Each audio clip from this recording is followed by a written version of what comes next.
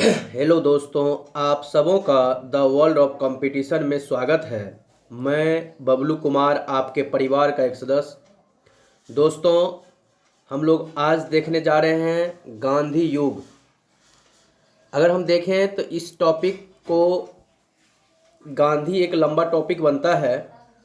अगर देखें तो एक तरह से जब 1915 ईस्वी में गांधी जी अफ्रीका से आते हैं, फिर उसके बाद जो 1948 30 जनवरी को 1948 को नाथूराम गॉड्स के द्वारा जो इनकी हत्या कर दी जाती है, इस ड्यूरेशन में गांधी जी का अगर हम देखें तो 1900, आपको अगर देखा जाए तो 19 से, वैसे 17 से ही कह सकते हैं आप, 1917 से 1947 तक की भूमिका गांधी का बहुत ही महत्वपूर्ण हो जाता है एग्ज़ाम की दृष्टि से। वैसे गांधी का पूरा का जीवन काल एग्ज़ाम के लिए इम्पोर्टेंट है। जैसे गांधी अफ्रीका जाते हैं, फिर आप अफ्रीका से आते हैं, तो वो भी ड्यूरेशन हम लोगों के लिए इम्पोर्टेंट हो जाता है। बट अगर हम देखें, जैसे कि आप देखेंगे गांधी जी 1893 ईस्वी में अफ्रीका जाएंगे और वहाँ से 1915 ईस्वी में जो वापस इंडिया को आते हैं, तो ये भी ड्यूरेशन से कई क्वेश्चन बन के आ जाता है। लेकिन उन तमाम में से कुछ सेलेक्टेड पॉइंट्स हैं, जो बिंदु है, जो एग्ज़ाम हॉल के लिए आना ही चाहिए हमें, ये हमें पता ही होना चाहिए गांधी के बारे में। उन बातों को यहाँ संग्रह किया गया है, आप ध्यान से समझें और याद भी हो जाएगा पूर्णतः। कहता है, आप जानते होंगे महात्मा गांधी को मोहनदास करमचंद गांधी भी कहते हैं। महात्मा गांधी को मोहनदास करमचंद गांधी भी कहते हैं। यह प्रश्न पूछ चुका है कि महात्मा गांधी को किस नाम से? मोहनदास करमचंद गांधी के नाम से जाना जाता है। दूसरी बात अगर हम कहें तो इसका जन्म आप जानते हैं 2 अक्टूबर 1869 ईस्वी को हुआ है। 2 अक्टूबर 1869 ईस्वी को यहाँ से प्रश्न पूछ देता है कि कब हुआ? 2 अक्टूबर 1869 को। आप जानते हैं 2 अक्टूबर को ही हम लोग अहिंसा दिवस के तौर पर मनाते हैं और गांधी जयंती के तौर पर मनाते हैं। फिर पूछता है कौन से राज्य में? तो आप कह सकते हैं गुजरात प्रांत में, क्योंकि गुजरात में हुआ। कभी कभी जगह का नाम आ जाता है तो आप कह दीजिए पोरबंदर नामक स्थान पर, पोरबंदर नामक स्थान पर। तो यहाँ से इतने प्रश्न बन जाते हैं। तो पहला, महात्मा गांधी का पूरा नाम देखा जाए तो मोहनदास करमचंद गांधी। दूसरा, इनका जन्म पूछा जा सकता है 2 अक्टूबर 1869।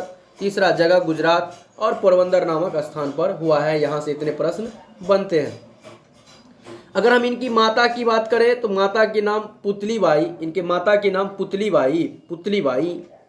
पिता की बात करें तो करमचंद गांधी, इनके पिता का नाम करमचंद्र गांधी। और इसके पत्नी का नाम बात करें तो कस्तूरबा गांधी, इनके पत्नी का नाम कस्तूरबा गांधी था। दोस्तों, अगर हम बात करें तो अगला है इनके जन्म, हमने अभी जस्ट बताया 2 अक्टूबर 1869 को। तो ये इनके जन्म दिवस पर 2 अक्टूबर को अहिंसा दिवस के तौर पर या इनके देखा जाए पुण्यतिथि, मतलब मृत्यु, इनका जो मृत्यु हुआ पुण्यतिथि, वो 30 जनवरी को वो उसको हम लोग शहीद दिवस के तौर पर मनाते हैं। तो पुण्यतिथि 30 जनवरी को हुआ है गांधी जी का, जिसको शहीद दिवस के तौर पर, और इनका जन्म 2 अक्टूबर को, जिसको हम लोग अहिंसा दिवस के तौर पर हम लोग मनाते हैं। अगर हम बात करें तो गांधी जी 1893 ईस्वी में एक मुकदमे की पैरवी के लिए दक्षिण अफ्रीका गए थे और घोड़ा व्यापारी शेख अब्दुल्ला, गुजरात का ये घोड़ा व्यापारी शेख अब्दुल्ला, उन्हीं के मामलों के लिए यह अफ्रीका गए थे। और गांधी जी वहाँ से 1915 ईस्वी में वापस आ गए। अगर हम बात करें तो गांधी जी लियो टॉल्स्टॉय के जीवन से काफ़ी प्रभावित हुए।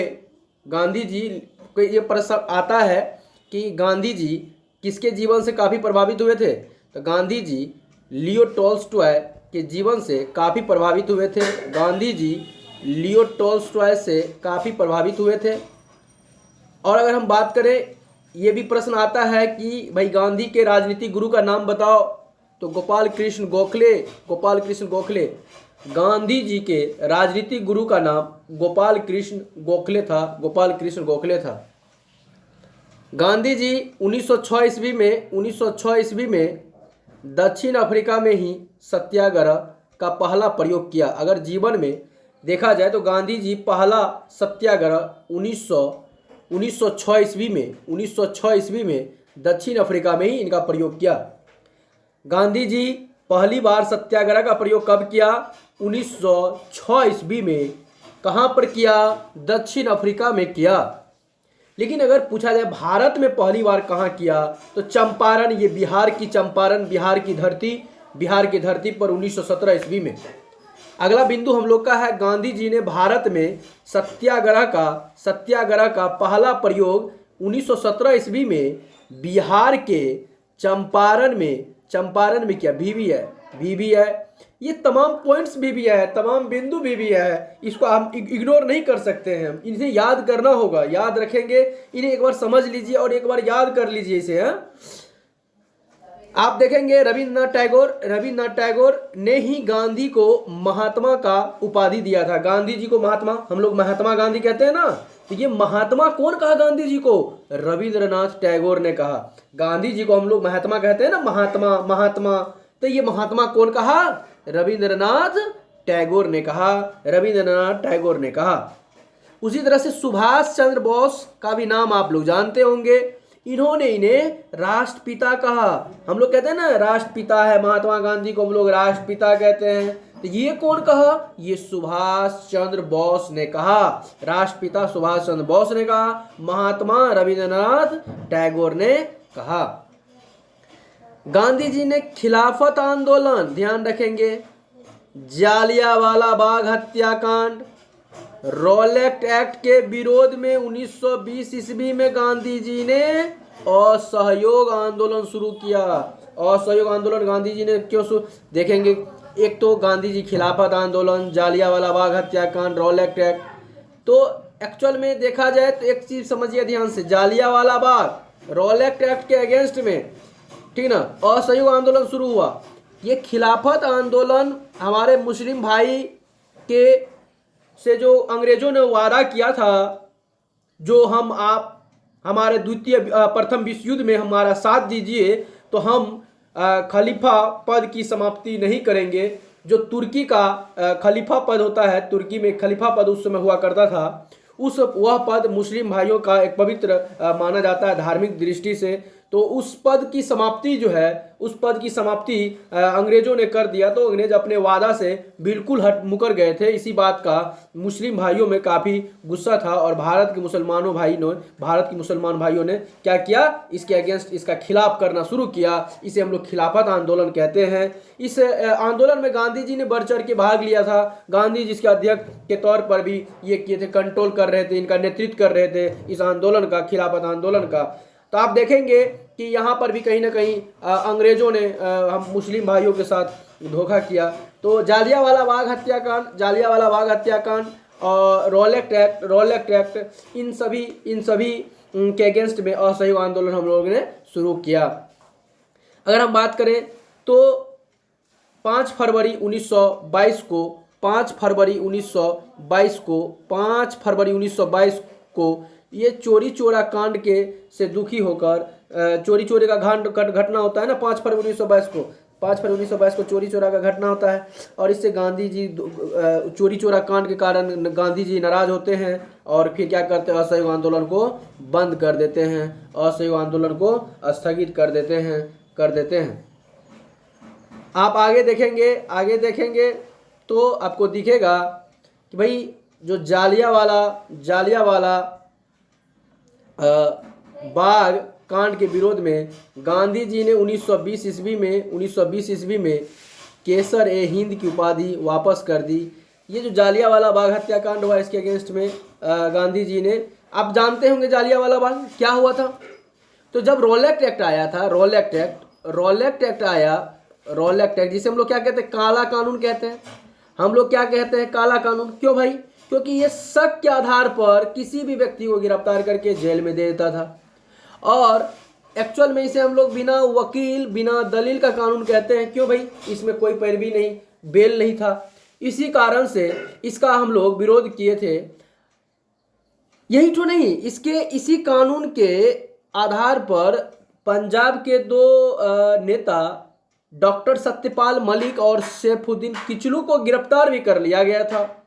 और उसी के दरमियान हम लोग जालियांवाला बाग में एक बैठक बुलाए थे और इस बैठक पर ही जनरल ओ डायर ने सभी निहत्थे भारतीयों पर अंधाधुंध गोली चलवाया, जिससे कई भारतीयों की जानें गई। और इस बात का जो बदला है आप देखे होंगे, आप जब इसी में हम बताएंगे, जो आगे जब डीपली हम लोग पढ़ेंगे। अभी तो आप एग्जाम की दृष्टि से कम से कम जो मुख्य बिंदु है उसे जरूर जान लें।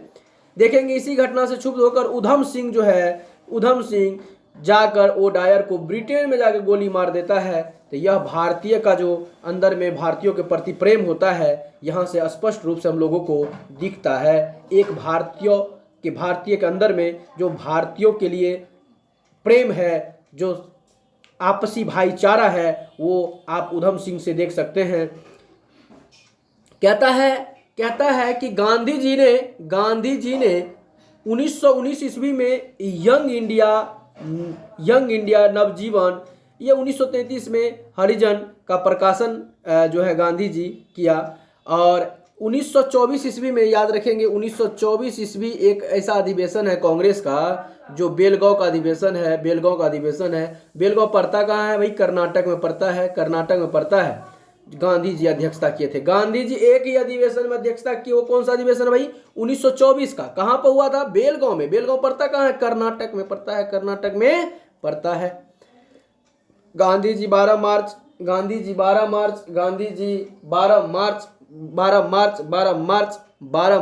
1930 ईस्वी को 78 अनुयायी के साथ आप देखेंगे साबरमती से दांडी के लिए यात्रा प्रारंभ करता है। दांडी यात्रा प्रारंभ करता है और 6 अप्रैल 1930 को 388 किलोमीटर की यात्रा करके 388 किलोमीटर की यात्रा करके दांडी में नमक बनाकर नमक कानून को तोड़ता है। 388 किलोमीटर की यात्रा करके नमक कानून को तोड़ता है और वहीं पर सविनय अवज्ञा आंदोलन की शुरुआत किया जाता है। वहीं से सविनय, तो हम कहेंगे दांडी में, कहेंगे सविनय अवज्ञा आंदोलन कहाँ से शुरू होता है? दांडी से या साबरमती से न चलना शुरू किया। साबरमती आश्रम से दांडी के लिए चला तो इसको दांडी यात्रा कहते हैं। एक्चुअल में जाके नमक कानून का उल्लंघन किया, इसलिए नमक सत्याग्रह कहते हैं। और यहीं से क्या किया? सविनय अवज्ञा आंदोलन की शुरुआत की। गांधी जी ने 7 अप्रैल 1934 को गांधी जी ने सविनय अवज्ञा आंदोलन को समाप्त कर दिया। 1916 ईस्वी में गांधी जी ने अहमदाबाद के निकट साबरमती आश्रम, बहुत इंपॉर्टेंट ये भी पूछता है, साबरमती आश्रम की स्थापना गांधी जी ने 1916 ईस्वी में की। गांधी इरविन समझौता, गांधी और इरविन के बीच में दिल्ली में समझौता हुआ। इसे हम लोग दिल्ली समझौता के नाम से भी जानते हैं। और वह तारीख कब है पूछा जाता है? 5 मार्च 1931 को आप देखेंगे। 1942 ईस्वी में गांधी जी ने प्रस्तुत किया क्रिप्स प्रस्ताव को। गांधी जी ने क्रिप्स प्रस्ताव को पोस्ट डेटेड चेक कहा। तो क्रिप्स प्रस्ताव को पोस्ट डेटेड चेक किसने कहा? गांधी जी ने कहा। 8 अगस्त 1942 को भारत छोड़ो आंदोलन के दौरान ही गांधी जी ने करो या मरो का नारा दिया। तो भारत छोड़ो आंदोलन के समय में करो मरो का गांधी जी ने नारा दिया। 1931 ईस्वी में लंदन में हुए द्वितीय गोलमेज सम्मेलन, याद रखिएगा द्वितीय गोलमेज सम्मेलन कब हुआ? 1931 ईस्वी में। कहाँ हुआ? लंदन में हुआ। और इसमें गांधी जी भाग लिए थे कांग्रेस के तरफ से।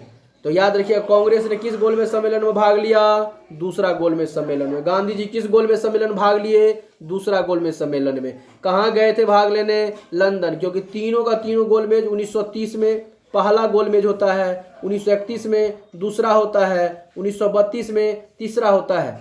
गांधी जी सिर्फ इसी ठो में भाग लेते हैं कांग्रेस के तरफ से, बाद बाकी पहला में और तीसरा में भाग नहीं लेते हैं। तीनों का तीनों लंदन में ही होता है। भीमराव अंबेडकर एक ऐसे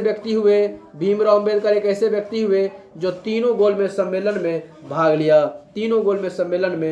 लिया। आगे हम लोग देखें तो आपको दिखेगा गांधी जी की हत्या 30 जनवरी 1948 को नाथूराम गॉड्स ने प्रार्थना के समय किया। गांधी जी की हत्या 30 जनवरी को किया, 1948 को नाथूराम गॉड्स ने प्रार्थना के समय किया। गांधी जी की समाधि आप जानते हैं राजघाट को कहते हैं। गांधी जी के समाधि स्थल को हम लोग राजघाट कहते हैं। गांधी जी के समाधि स्थल को हम लोग राजघाट, ये भी पूछता है राजघाट किसकी समाधि स्थल है? गांधी जी की समाधि स्थल है। विंस्टन चर्चिल ने गांधी को अर्धनग्न फकीर के नाम से पुकारा था। तो गांधी को अर्धनग्न फकीर किसने कहा था? अर्धनग्न फकीर किसने कहा था? विंस्टन चर्चिल ने कहा था। विंस्टन चर्चिल ने कहा था। दोस्तों, हम लोग अगर इस सीरीज को एक बार देख लेंगे और आप याद कर लें, क्योंकि यहाँ से भी प्रश्न बहुत देखने को मिलता है एग्जाम हॉल में, हम लोग आगे सीरीज फिर लेकर आएंगे। बहुत बहुत धन्यवाद। आप लोग सत्यनिष्ठा से मेहनत करें और ईश्वर आपकी सफलता को सुनिश्चित जरूर करेगी, ऐसा ईश्वर से कामना करते हैं। और ऐसा ही ईश्वर करे, ऊपर वाले करे कि आपके माता पिता का प्यार, आशीर्वाद, मेरा प्यार आप लोगों के साथ बना हुआ है। दोस्त, आप लोग सफल जरूर हो, ऐसा ईश्वर से कामना करते हैं।